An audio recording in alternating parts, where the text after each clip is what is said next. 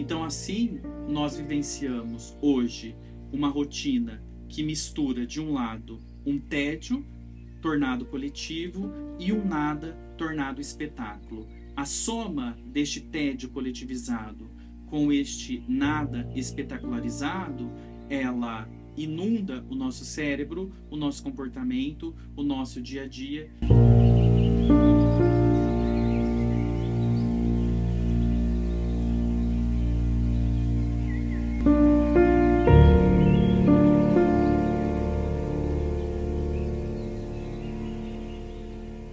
Olá, tudo bem? Meu nome é Rafael Borim de Souza. Se você chegou agora no meu canal, seja muito bem-vindo. Para você que acompanha os vídeos que eu posto de vez em quando, muito obrigado por estar aqui novamente. Para quem não sabe, os vídeos que eu publico, eles se interessam por aquilo que acontece no nosso cotidiano e que estabelece conexões diretas ou indiretas com as múltiplas relações possíveis de serem estabelecidas com as diferentes interpretações e concepções de organizações e sociedades.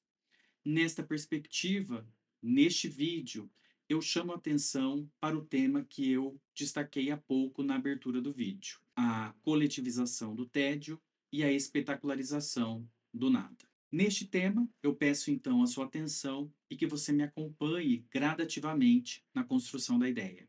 Começando, pessoal, eu chamo a atenção para um paradoxo muito presente no nosso cotidiano social. Nós temos, de um lado, uma grande quantidade de conteúdos sendo produzido minuto a minuto, sobre diferentes temas, abordagens, interpretações, para diferentes públicos, idades, nichos temáticos, núcleos de interesse, de comportamento, e aí vai. Do outro extremo, nós temos uma grande quantidade de pessoas. Pessoas estas que, se tiverem algum dispositivo móvel com acesso à internet, elas conseguem acessar qualquer um desses conteúdos que é produzido.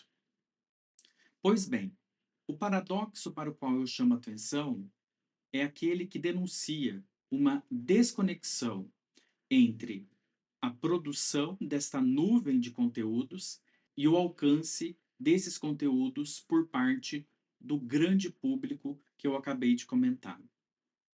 O que eu quero dizer com isso?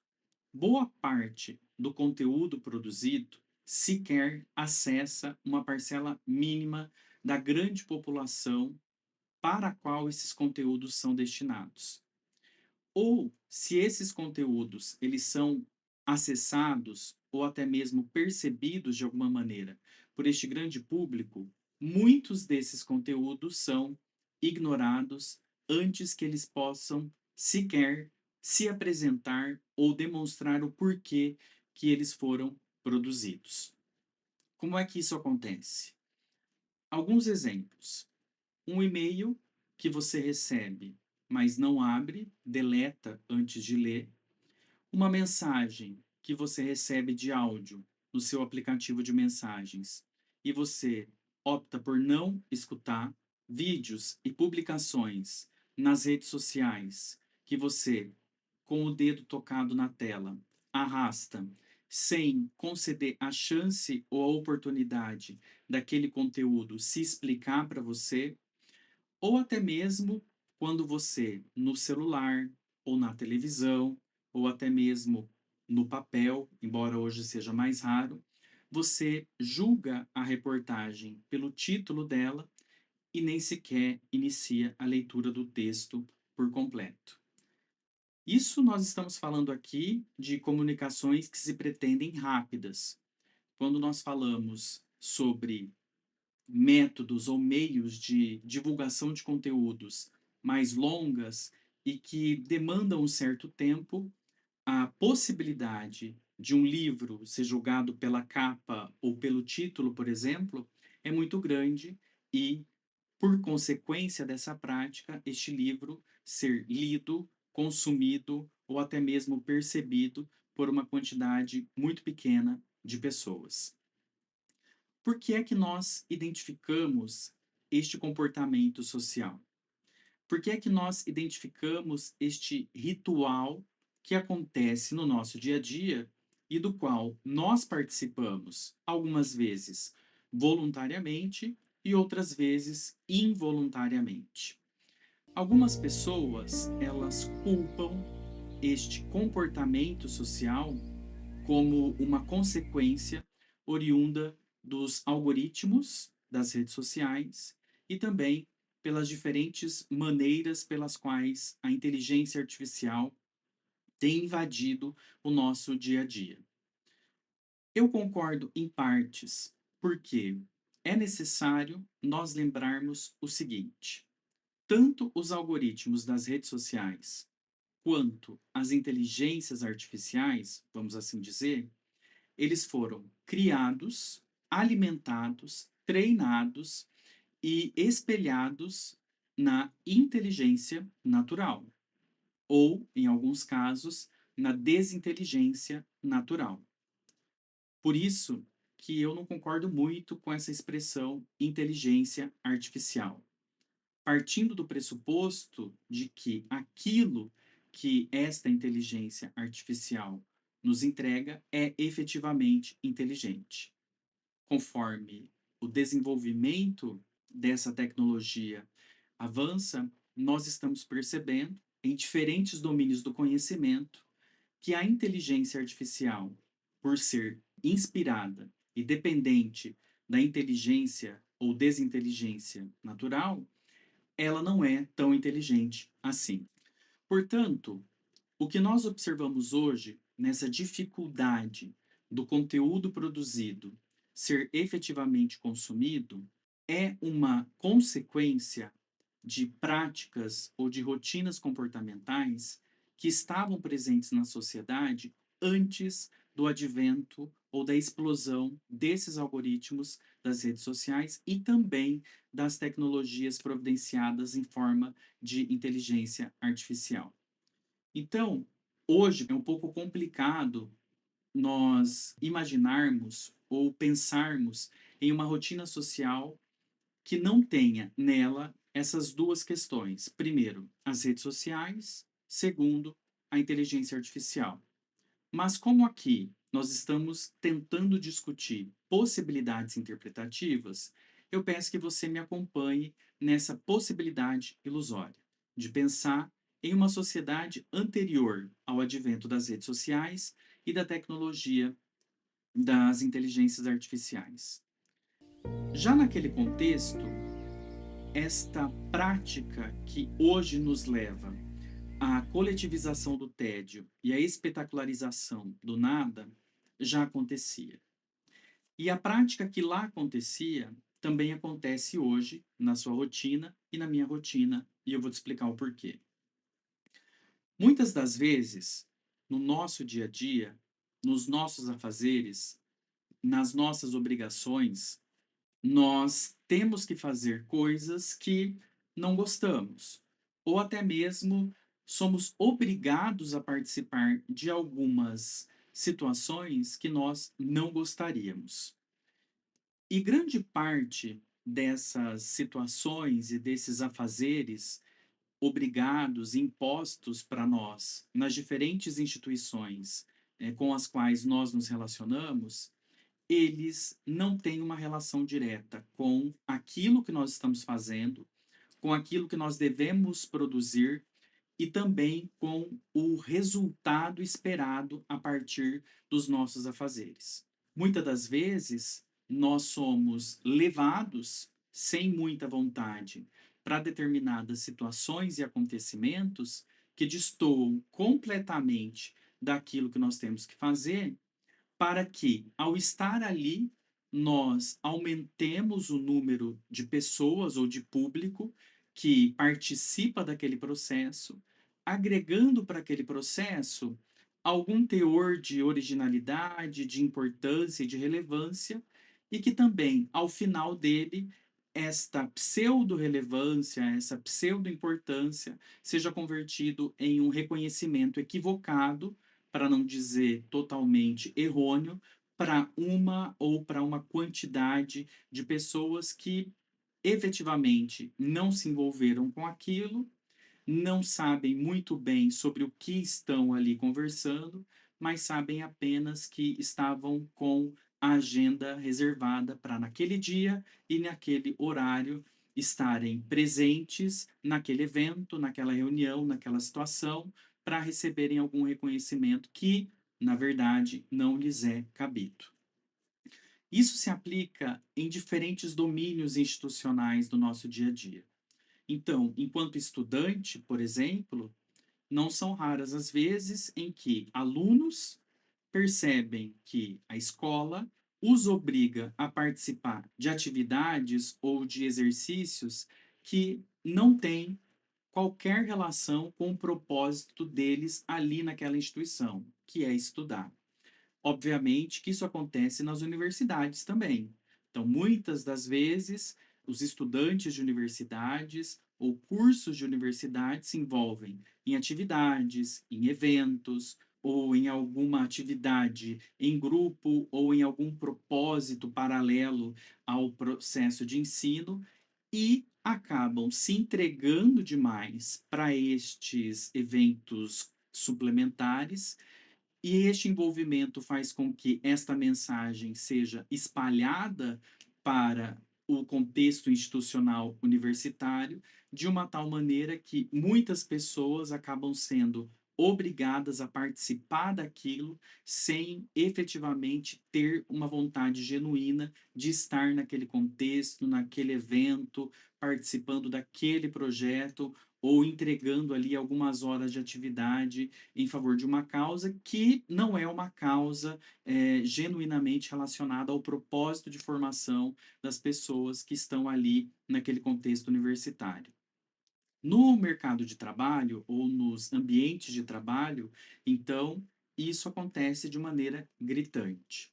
Então, se você pensar na quantidade de reuniões que você participa, como os memes brincam, né? Reuniões que poderiam ter sido resolvidas por um e-mail, ou reuniões que nem precisariam ter sido agendadas ou criadas porque não tinham pauta relevante, e reuniões essas que ocupam o seu dia a dia, que tornam a sua agenda ainda mais apertada do que já é, e que também provocam em você uma sensação de desgaste, uma sensação de estresse, porque você está ali sabendo que tudo que é discutido, tudo que é debatido, não vai ter algum futuro, não vai ter algum resultado, não tem algum propósito, significa apenas uma discussão pela discussão que saiu do nada e que vai chegar a lugar nenhum. Se você lembrar, né, de quantas reuniões como essa você participou nos últimos tempos, talvez você vai ficar um pouquinho estressado nesse momento do vídeo. Mas isso não acontece somente nas reuniões, no ambiente de trabalho. Isso acontece em muitos eventos que a empresa financia ou que a empresa incentiva a participação dos funcionários, e que, quando os funcionários chegam e participam, não identificam qualquer relação ou conexão com os afazeres deles no dia a dia. A empresa cria comissões, grupos de trabalho ou outros tipos de núcleos de discussão a respeito de temas e de ações que, na verdade, também não tem conexão direta com os afazeres e com as funções das pessoas, e as pessoas precisam participar porque não têm a liberdade de dizer não, e elas participam ali de maneira obrigatória, imposta, e acabam sofrendo porque o que sai dali efetivamente não tem repercussão alguma sobre o seu trabalho. Bem, em todo esse contexto, né, que nós estamos debatendo, é muito importante nós esclarecermos o seguinte: esse tipo de, abre aspas, tempo perdido, fecha aspas, ele não acontece apenas em instituições totais voltadas para a educação, para a pesquisa ou para o trabalho. Elas acontecem em outras instituições totais. Então, por exemplo, membros de determinada religião, quando têm que participar de alguma atividade de confraternização, de sensibilização ou alguma atividade coletiva relacionada ao propósito religioso, e aquela atividade ela não acontece de acordo com o que é previsto na doutrina daquela religião ou na regra daquele grupo de pessoas que segue uma determinada manifestação de crença, isso também acontece. Então, esta sensação de ser obrigado, imposto ou até mesmo de ter que participar de alguma coisa, sabendo que aquilo não gerará nenhum tipo de aprendizado útil e que aquilo também só vai gerar tempo perdido e que vai também te provocar mais horas de trabalho posteriormente e atrasos nos seus prazos, isso acontece em qualquer ordem institucional. Então, você imagina isto em uma sociedade em que não tem ao seu dispor redes sociais ou inteligência artificial. Este comportamento, ele acontecia e acontece em diferentes núcleos escolares, universitários, empresariais, em unidades dos setores dos serviços públicos, em questões religiosas, como nós comentamos, nos núcleos familiares, entre tantas outras possibilidades que nós poderíamos exemplificar aqui.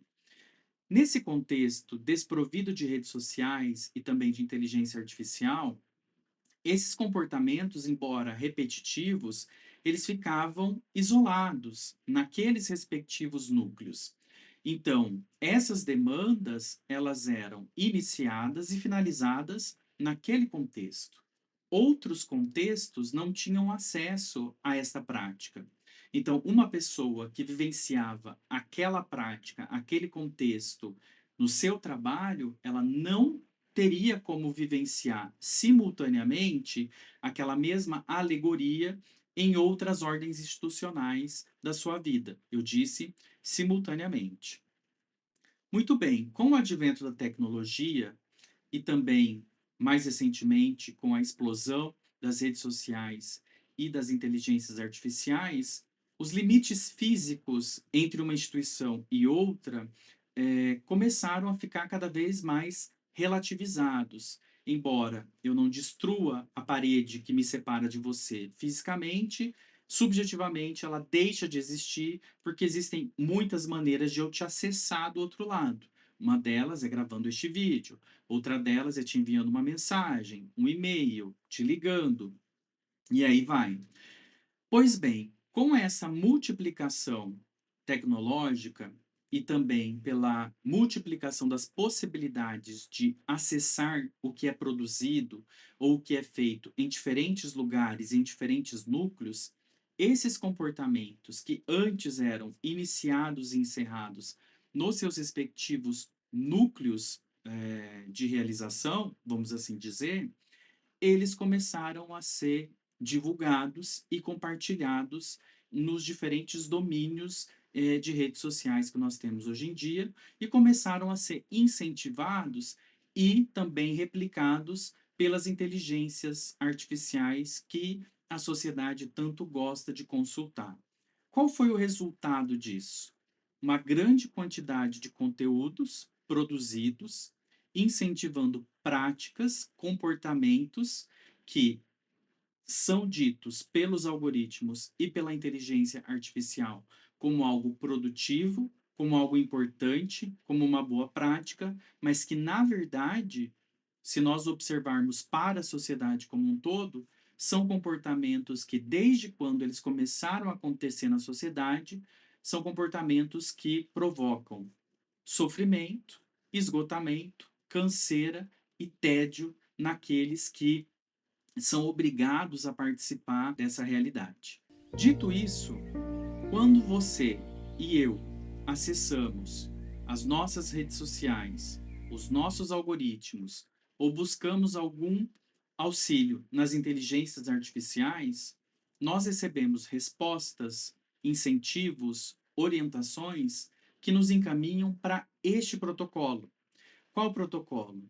De adentrarmos nesta cultura de produção, de trabalho, de conteúdo, de afazer, de responsabilidade e de ocupação, que, na verdade, no fringir dos ovos, não servirá para nada além de ofertar ou agregar ampla projeção para algo que não mereceria tanta importância assim. Porque de tudo aquilo que é projetado ou publicado como algo muito importante, apenas uma pequena parte é efetivamente importante.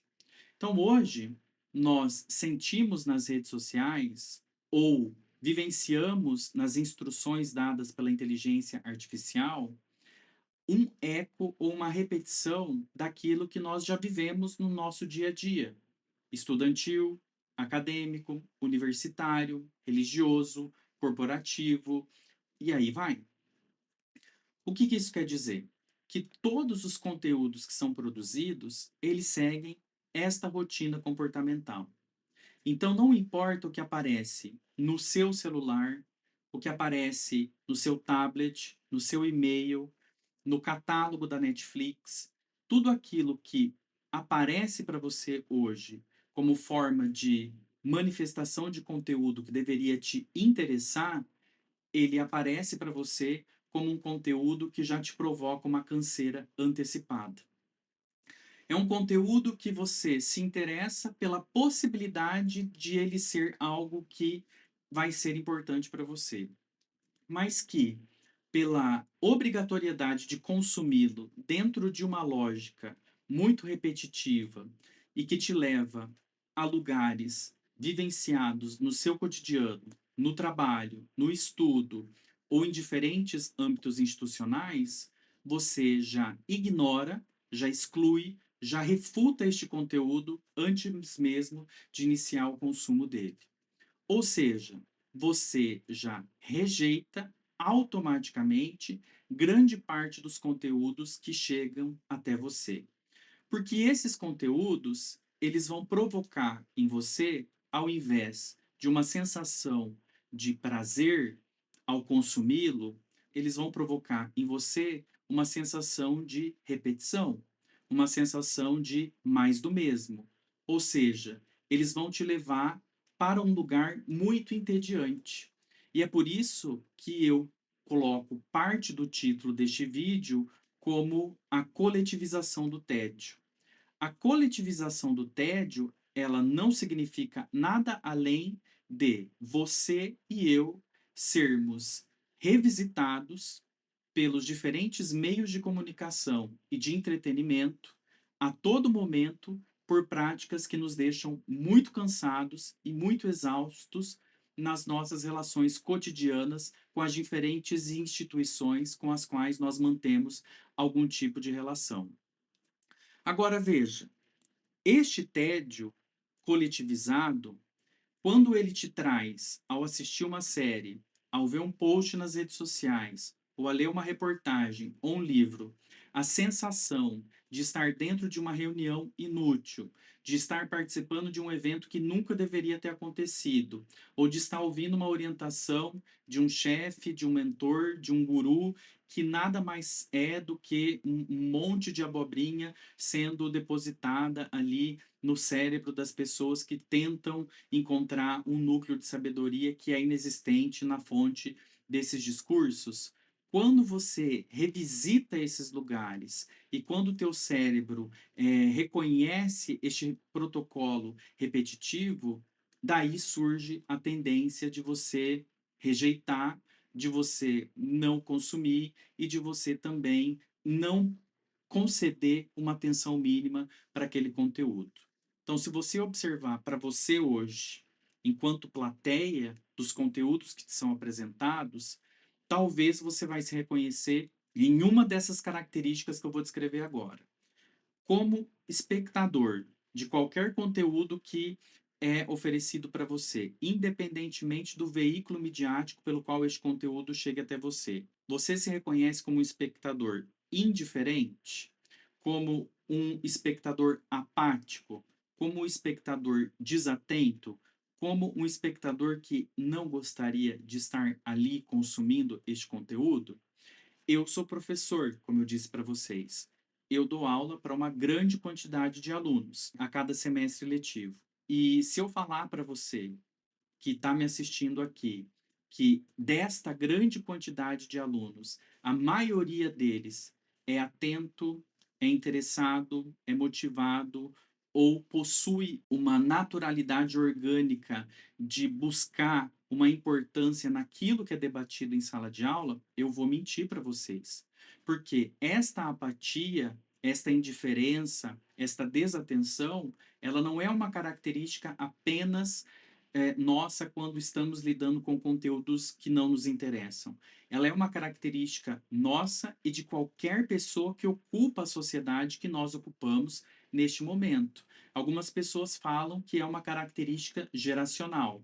Eu não concordo muito, porque eu dou aula para diferentes idades e não importa a idade que está presente dentro da sala de aula, este comportamento se faz presente em grande parte das pessoas. Agora, por que que as pessoas, em uma sala de aula, em uma reunião de trabalho, em um contexto de trabalho, ou em alguma atividade mais normativa ou de cunho mais propositivo e missionário, por que que essas pessoas se sentem já cansadas, desmotivadas para estar naquele contexto? Porque veja, você procurou um emprego para trabalhar. Você fez um vestibular para ser aprovado e então entrar num percurso de formação do ensino superior. Se você participa de um grupo religioso é porque você quis estar ali. Então, por que que as pessoas elas buscam trabalho, estudo e convivência para aquilo que elas não vão se sentir bem realizando, para aquilo em que elas não possuem um interesse genuíno? Algumas pessoas podem dizer, nós somos obrigados a trabalhar. Outras pessoas podem dizer, nós somos obrigados a estudar.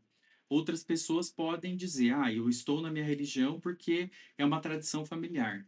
Existem N motivos, mas nenhum motivo é maior do que o motivo que revela o fato de você ter ido atrás do estudo, do trabalho, da religião e de outros núcleos de convivência.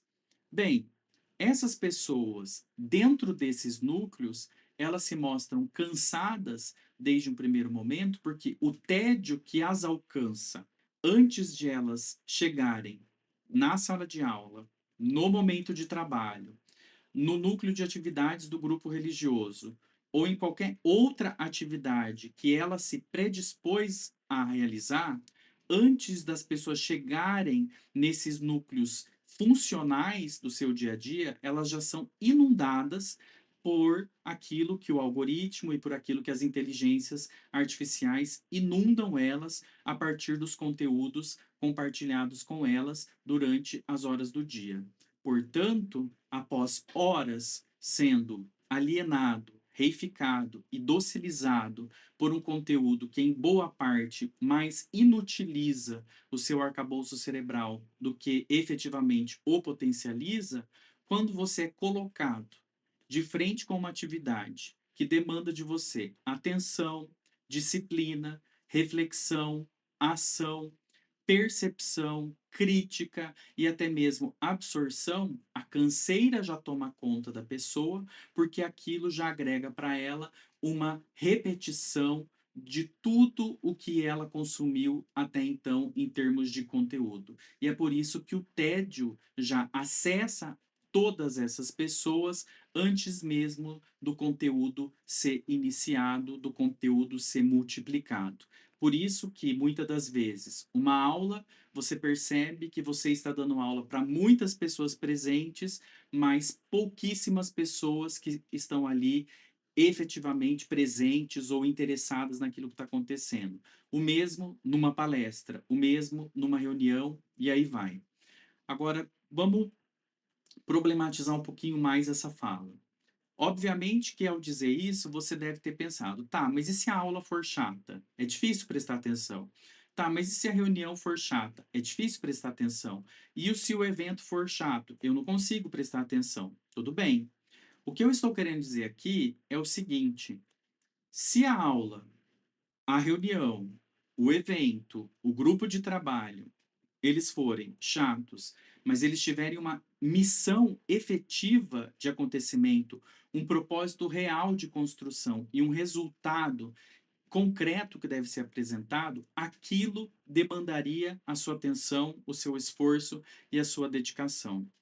No entanto, hoje em dia, a grande parte de tudo o que nos cerca nada mais é do que meios de propagação e de multiplicação do tédio. São repetições que acontecem com palavras diferentes, pessoas diferentes, em contextos diferentes, mas que seguem um protocolo político e cansativo muito semelhante entre as diferentes instituições que nos cercam. Por isso que quando você tem à sua frente um conteúdo genuíno, original, que deveria te chamar a atenção, que deveria te captar, você não vai conseguir se dedicar a ele como você deveria, porque o tédio gerado pelos conteúdos outros que você consome vai te impedir de conceder uma energia ou uma atenção para isso. E soma-se a este tédio uma outra questão, que é o quão funcional e o quão útil é boa parte dos conteúdos que nós consumimos. Então, eu faço essa segunda pergunta para você agora. De tudo o que você consome, de tudo o que você lê, escreve, ouve, assiste, e aí vai. O quanto disso tudo é efetivamente útil para você? O quanto disso tudo é efetivamente funcional para o seu dia a dia, como trabalhador, como estudante, como membro de família, como membro de uma religião. Dessa quantidade de conteúdos inúteis que chega até você, qual parcela dela é minimamente aproveitável para algum setor da sua vida? E eu sei que você está respondendo o que o meu cérebro está respondendo aqui neste momento: quase nada. E este quase nada, ele replica uma lógica institucional que nós vivenciamos no nosso dia a dia. Se você pensar de todas as reuniões que você participa, de todos os eventos que você participa, de todas as atividades que você se envolve, de todas as comissões e grupos que você tem que se envolver, o quanto disso tudo no seu dia a dia profissional, acadêmico, educacional, religioso, familiar, o quanto disso tudo é efetivamente útil e funcional para você? Obviamente que a resposta é quase nada, bem pouco. E quando nós estamos nesse contexto, nós percebemos que, como não há muito o que ser debatido, como não há muito o que ser apresentado, como não existe resultados plausíveis para serem destacados, nós percebemos esforços muito grandes de, abre aspas, forçar a barra, fecha aspas, e de até mesmo impor um senso de relevância e de importância para algo que não é importante, para coisas que não são relevantes, para fatos que não têm justificativa alguma para receberem aquela projeção que estão recebendo. E isso faz com que pessoas que não têm motivo algum para serem reconhecidas, validadas, exaltadas, promovidas, escolhidas, acabam sendo, então, aquelas pessoas sobre as quais as luzes são direcionadas e para elas são designados aplausos, reconhecimentos e belos discursos sem qualquer motivo. Então, quando nós estamos vivenciando este tédio replicado em Ctrl+C, Ctrl+V na sociedade, junto com ele, nós somos colocados como plateias de decoração para, na hora certa e no momento certo, obedecermos como belos fantoches e aplaudirmos e parabenizarmos e reconhecermos e valorizarmos o nada. O que é este nada? Se você não fez nada além da sua obrigação, não há necessidade de reconhecimento exacerbado. Se você não cumpriu o mínimo, não tem o porquê você receber um elogio. Agora, como a sociedade ela foi construída desde antes dos algoritmos e da inteligência artificial em protocolos de falsidade e de bajulação, nos diferentes bastidores políticos que ocupam, né, os submundos institucionais que nós vivemos, isto se fez muito visível, muito replicado e muito repetitivo pela cultura digital que nos alcançou. Então, esta valorização, este reconhecimento do nada ou de quem não merece, nada mais é do que a espetacularização do nada. Então, assim, nós vivenciamos hoje uma rotina que mistura, de um lado, um tédio tornado coletivo e um nada tornado espetáculo. A soma deste tédio coletivizado com este nada espetacularizado, ela o resultado desta soma inunda o nosso cérebro, o nosso comportamento, o nosso dia a dia, e isso faz com que, para muitos dos conteúdos que nós acessamos, involuntariamente em alguns casos e voluntariamente em outros casos, nós entreguemos para esses conteúdos indiferença, apatia e desatenção. E aí você deve estar pensando, se você chegou até o final desse vídeo, né? Obviamente. Se você sabe disso, por que você está gravando um vídeo longo? Por que você está gravando uma mensagem dessa? Não é sobre você falar para muitos e ser ouvido por muitos. Isso é uma ilusão. Nós não conseguimos acessar a psique ou a cognição de todos aqueles que nos escutam. Nós tentamos, mas também tem que haver uma predisposição por parte de quem nos escuta a nos escutar. Portanto, quando você falar, quando você emitir alguma mensagem ou entregar algum conteúdo, saiba que você está buscando por interlocutores. Quem são esses interlocutores? São pessoas em quantidade mínima que, dentro daquela mensagem que você emitir, se interessarão por ela e demonstrarão para você, de alguma maneira, que aquele conteúdo, aquela narrativa está te alcançando. E isso também me fez entender o porquê que muitas pessoas recorrem hoje à internet para falar sobre diferentes assuntos. Porque a sensação de que nós falamos para não ser ouvidos, a sensação de que nós explicamos o que ninguém quer saber, a sensação de que produzimos o que não interessa para boa parte das pessoas, ou até mesmo nenhuma das pessoas, ela é uma sensação generalizada. Então, os professores se sentem assim em sala de aula, os pais se sentem assim em relação aos seus filhos, os líderes se sentem assim em relação aos seus liderados, os diretores, gestores se sentem assim em relação à sua equipe. Então, como na relação do dia a dia o eco ele tem sido mínimo ou quase inexistente, por isso que muitas pessoas vêm e tentam participar de um dos lados desse paradoxo, que é produzir e entregar conteúdo. Mas essas pessoas sofrem daquilo que nós falamos.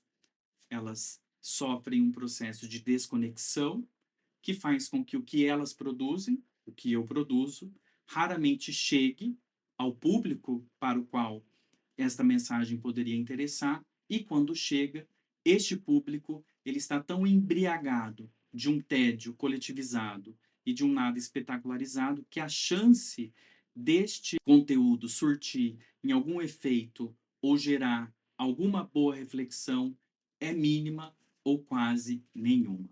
Bom, por isso eu quero te agradecer por ter ficado até o final deste vídeo e também por ter acompanhado a reflexão que eu desenvolvi sobre este tema. Eu quero aproveitar que você está aqui, pedir gentilmente que você me siga aqui no canal, que você curta o vídeo e se você quiser deixar um comentário, pode ter certeza que eu vou responder. Em algum momento, quando for possível, eu gravo um novo vídeo e apareço por aqui novamente. Por enquanto é isso, muito obrigado, um abraço e até a próxima.